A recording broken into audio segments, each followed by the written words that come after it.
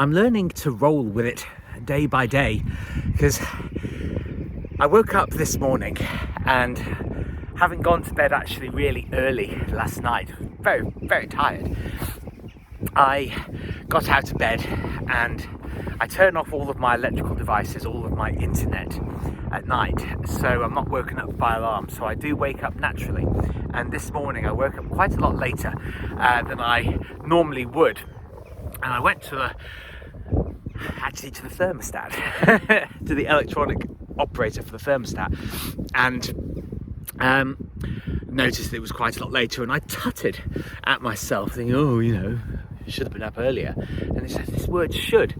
But today, 3 weeks, absolutely no alcohol. And what a lot of people say, and I think it's definitely true, that if you're wanting to eliminate a bad habit of some kind, something that you've been repeating over and over and over again, which is all addiction really is, just continually indulging in destructive habits, well, you need to replace it with something. And so at the moment I'm drinking a bucket load of tea instead, and obviously feeling much, much better for it.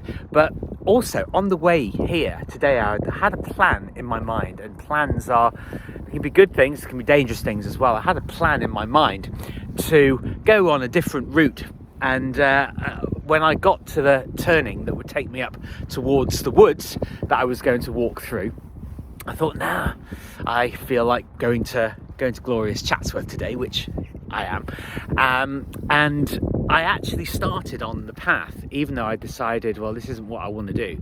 But I actually did turn myself around and said, no, go with it, be flexible. We talk about being adaptable, but we're in the environment that we're in, we're part of it, and what I found is that when I have a more flexible attitude, I focus more on what it is that I need to get done, and doing that, rather than saying, oh, I should be doing this, I should be doing that, and constantly racking up kind of mental and emotional guilt.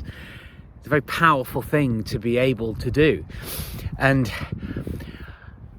what I've started to do actually more and more is inject variety of the things that I do on a daily basis, on a weekly basis, monthly, whatever, and setting myself what I would call mini challenges, to break out of the routine, as it were. There are certain things on a daily basis that we need to do, but adding the variety and interest is a really good way, actually, just of making life more interesting and feeling fresher, on a daily basis.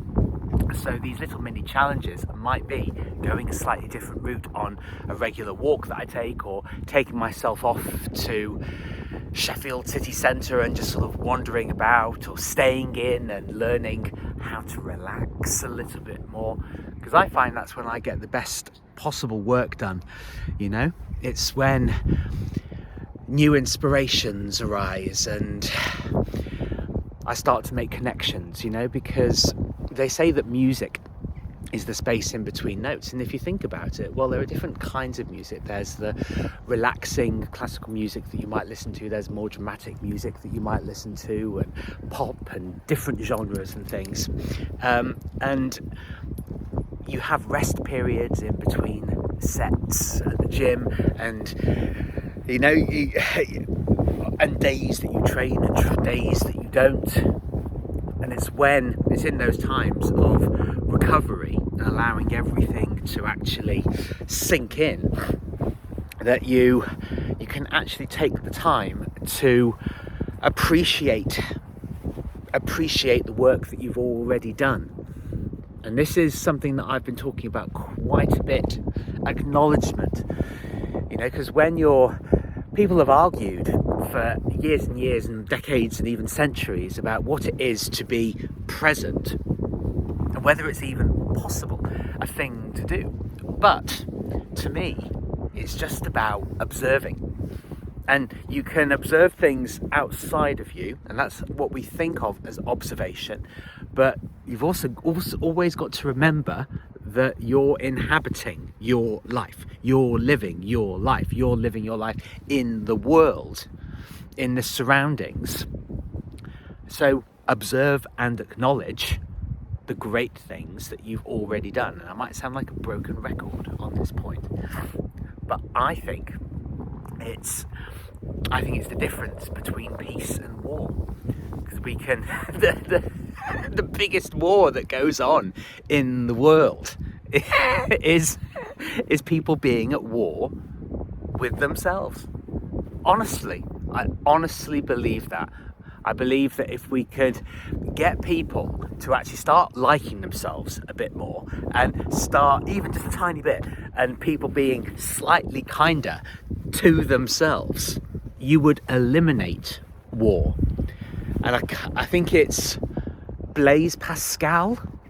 I think it was Blaise Pascal, the philosopher, who's famous for Pascal's wager, which is kind of about religious belief and enlightenment belief and that war.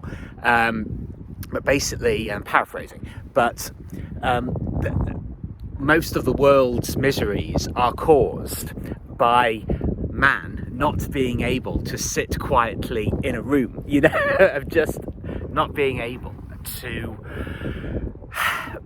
just to smell the roses, to not, to appreciate all of the great wonder that there is in the world. And that's what I'm doing more and more, and I'm finding that the more that I appreciate all of the great blessings that there are in this world and the beauty that there is in the world, the better my life becomes. And I wish the same for you.